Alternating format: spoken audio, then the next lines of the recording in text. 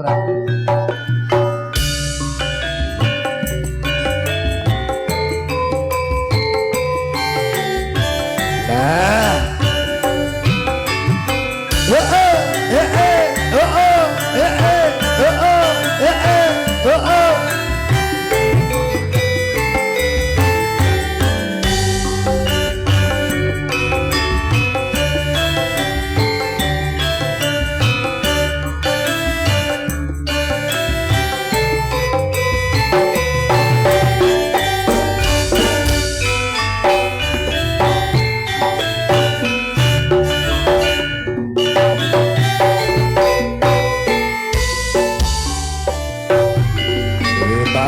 Ceritane wong seneng tunggal sepele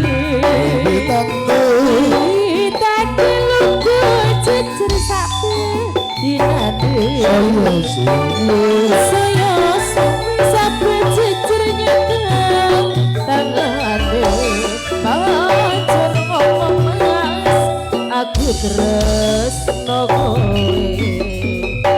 Ceritane wong Sapali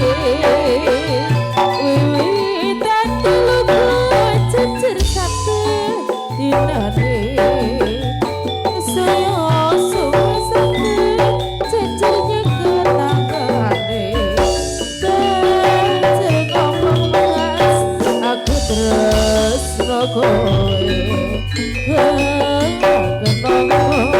aku gede gawe loro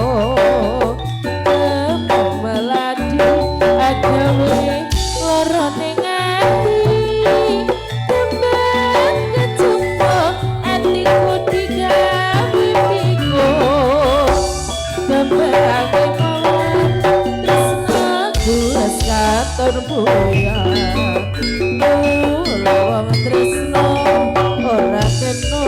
kesembrono, ora becik kanggo para wanita, kepekil minggu beri keselane, ditembang rame luwe becik tinggal.